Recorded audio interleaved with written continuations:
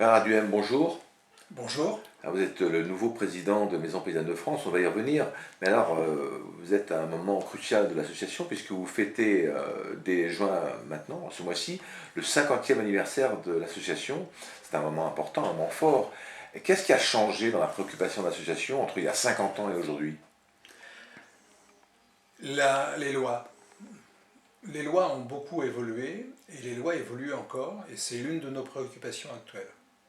Notamment les lois en termes d'urbanisme, les lois sur l'énergie. La loi de transition énergétique est une loi sur laquelle on a agi énormément car elle nous amenait des préoccupations quant à l'isolation par l'extérieur.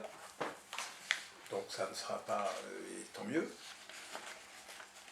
Mais ce qui a évolué, dans Maison Paysanne proprement dit, je dirais que Maison Paysanne s'est développée sur ces 50 ans. Et maintenant, il s'agit de maintenir le développement et de trouver de nouvelles horizons. Alors finalement, vous avez trois préoccupations au départ. Vous aviez le patrimoine bâti, sa rénovation, restauration, etc. Le patrimoine nouveau dans un contexte ancien, en quelque sorte. Et puis le paysage. Ça reste ces trois mêmes préoccupations? Les trois préoccupations restent d'actualité.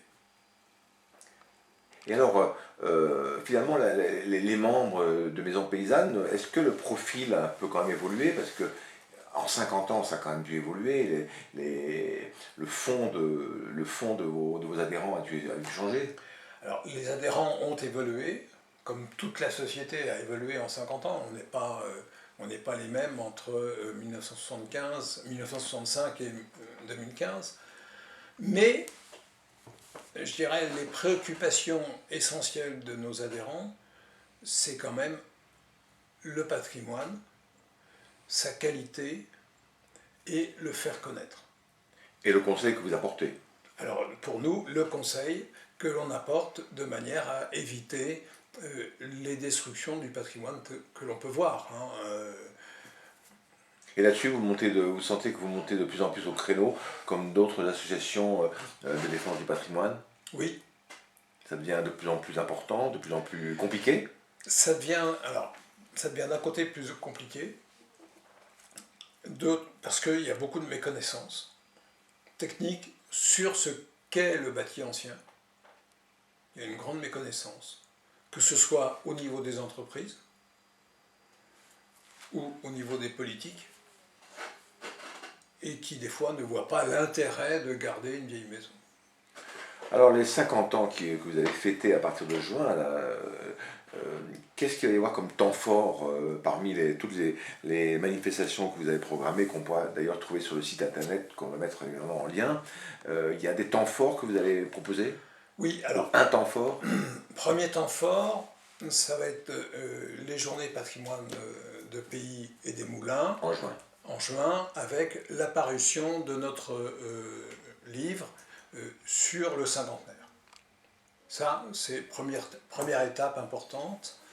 Deuxième étape importante sera à l'Orangerie du Sénat l'exposition photo avec le résultat du concours photo et l'exposition des dessins d'enfants avec le résultat du concours Dessine-moi ta maison. Tout ça doit aboutir logiquement au Salon du patrimoine début novembre.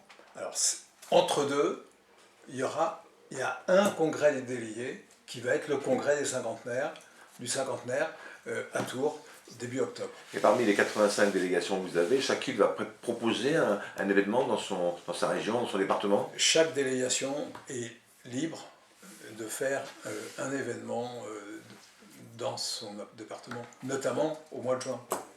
Alors vous êtes nouveau président, une charge lourde, vous avez vu 8000 adhérents actuellement. Quel avenir vous prévoyez-vous? Qu'est-ce que vous donnez comme objectif, comme nouvel arrivant? Parce que vous n'êtes pas vraiment un nouvel arrivant, vous étiez vice-président, etc. Mais là vous êtes quand même président, donc en charge de responsabilité, comme on dit.